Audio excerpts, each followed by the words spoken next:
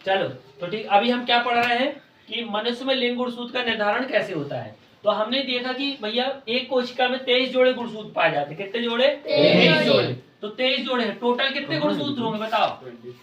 Total 23 दूनी 46, total कितने होंगे? 46। और जोड़े में 23, मतलब अगर एक जोड़ी चप्पल लेके आओगे तो कितनी चप्पल आएंगी? 2 आएंगी, नहीं समझे? और दो जोड़ी चप्पल तो कितनी चप्पल?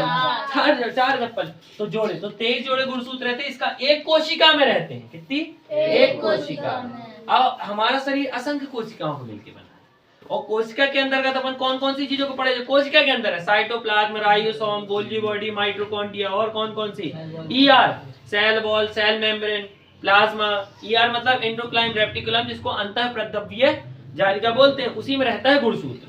तो गुणसूत्र का साइंटिस्ट ने आकार ऐसे बताया कि ऐसा ऐसा रहेगा, ठीक है। और यही निर्धारण करता है कि मतलब जो संतान होगी वो लड़का होगा कि लड़की होगी। तो हमने देखा कि भैया कि नर में जो मतलब इसमें क्या रहेगा कि नर के 22 जोड़े गुणसूत्र क्या रहेंगे? समान। 22 जोड़े का मतलब होता है ये एक्स एक्स रहेंगे, लेकिन नर का 23वां जोड़ा गुणसूत्र एक्स वाई रहता है। कौन सा रहेगा? X Y. अब इसको हम देखते हैं यहां से। तो हमने देखा कि भाई टोटल गुणसूत्र कितने होते हैं? 40। कितने हो गए टोटल? 40। और जोड़े में कितने आएंगे?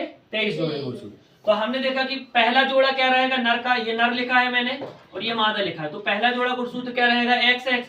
मादा में भी एक्स एक्स। नर में 10वां जोड़ा, ऐसे करके पहला दूसरा तीसरा चार बढ़ेगा। तो कैसा आएगा? 10वां एक्स एक्स हो गया। अब इसमें भी एक्स एक्स। 15वां एक्स एक्स, इसमें भी एक्स एक्स। 20 में एक्स, इसमें भी एक्स एक्स। और 22 में यहाँ एक्स एक्स आएगा, और इसमें भी मादा में एक्स। लेकिन देखो 23वां नर का गुणसूत्र बदल जाएगा। नर का बदल जाएगा कि नर के 23वां क्या हो जाएगा? X Y. और मादा का क्या रहेगा? X X. तो मतलब ये कह सकते हैं कि लिंग गुणसूत्र निर्धारण की प्रक्रिया में अब जो नर में जो रहेगा, नर का गुणसूत्र काय में रहेगा? शुक्राणु। काय में? शुक्राणु, इसको बोलते हैं। ये काय में रहेगा? अंडाणु। काय में रहेगा? अंडाणु, ठीक है। इसको इंग्लिश में ओवम बोलते हैं, और इसको बोलते हैं टेस्टिस या वृषण। यहाँ पे ये मतलब शुक्राणुओं का निर्माण होता है, जिसको स्पर्म बोला जाता है। तो जब अब देखो, तो अब हम इसका निर्धारण कर रहे हैं कि भैया लड़का होगा कि लड़की होगी। तो जब हम इसके एक्स को निकालेंगे बाहर, एक्स बाहर आया। अभी हम देखो नर को कैसे बनाया है? पहली बात तो डब्बे से। तो एक्स को मैंने डब्बे से बनाया, और यहाँ को वाई से मैंने डब्बे से बनाया। तो इसको भी कैसे बनाएंगे? इसको डब्बा नहीं, इसको सर्कल बना देंगे। तो दोनों में क्या दे दिया मैंने? सर्कल। अब एक बात ध्यान रखना कि जहां नर लिखा रहे, तो नर के नीचे आपको क्या लिखना है? नर के नीचे हमेशा मादा बनानी। तो मादा मतलब कैसी बनेगी? एक्स एक्स, ये बनेगी। क्या बनेगी? मैंने लिखा मादा। मादा मतलब इसको लिख लो पुत्री। भाई संतान क्या बनेगी? पुत्री या पुत्र। तो मैंने इसको लिख लिया पुत्री। और मादा के नीचे लिखना है नर। तो नर कैसे बनाया था? डब्बा से। नर कैसे बनाया था? डब्बा से। नर मतलब होता है पुत्र। क्या होगा? पुत्र। क्या होगा? पुत्र। अब देखो यहाँ थोड़ा सा भाई, अब निषेचन की प्रक्रिया करवा रहे हैं। काय की? निषेचन। तो हमने लिखा कि नर का एक्स गुणसूत्र शुक्राणु। तो अब क्या बनाना है? पुत्री बनाना। तो भाई निषेचन होगा तो नर का एक एक्स आएगा। अब नर का एक्स गुणसूत्र शुक्राणु मादा के एक्स गुणसूत्र अंडाणु से मिलकर संतान पुत्री पैदा होती है।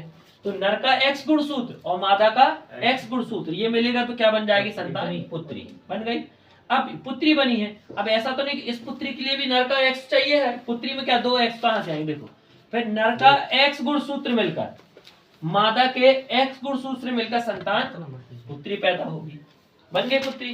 भाई एक्स एक्स मतलब पुत्री, और एक्स वाई मतलब पुत्र कहलाएगा। तो एक्स वाई इसमें तो पुत्र बनेगा। बनेगा पुत्र। तो आप देखो, अब ये एक्स, इसका एक्स तो आएगा नहीं, इसका क्या आएगा? इसमें वाई। तो वाई इसमें दे दो, और वाई इसमें दे दोगे। अब ये नर का है। ये क्या है? नर का। तो मादा का एक्स चाहिए, तो ये मादा का एक्स और ये मादा का एक्स। इस प्रकार ही मतलब मनुष्य में लिंग का निर्धारण होता है। तो इसको थ्योरी कैसे लिखना है? जैसे मैं अभी बोल रहा हूँ वैसे लिखना है थ्योरी। तो कैसे लिखना है कि भैया मनुष्य में लिंग गुणसूत्र का निर्धारण क्रोमोसोम के मतलब गुणसूत्र के द्वारा है, जिसमें नर और मादा में 22 जोड़े गुणसूत्र समान होते हैं, तथा नर का 23वां जोड़ा गुणसूत्र असमान होता है, जिसको एक्स वाई दर्शाते हैं। ठीक है। नर में जो गुणसूत्र रहेगा उसको शुक्राणु बोलते हैं, और मादा में अंडाणु रहेंगे। तो नर का एक्स गुणसूत्र और मादा के एक्स गुणसूत्र से मिलकर संतान पुत्री उत्पन्न होगी।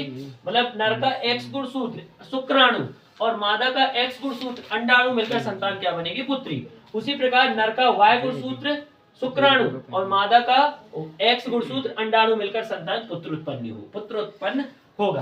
तो ये संतान पैदा हो जाती है ऐसे, ठीक है। तो इसी के द्वारा ही भाई मान लो लड़का पैदा हुआ तो किसके द्वारा, वाई के द्वारा। अगर वाई नहीं जाएगा तो लड़का नहीं होगा, और एक्स जाएगा तो लड़का, वाई नहीं जाएगा तो लड़का नहीं होगा, और एक्स जाएगा तो क्या होगा, संतान बच्ची होगी। तो इस प्रकार ही द्वारा ये लिंग का निर्धारण होता है। ये 10वीं के पेपर में इंपॉर्टेंट पूछा ही जाता है।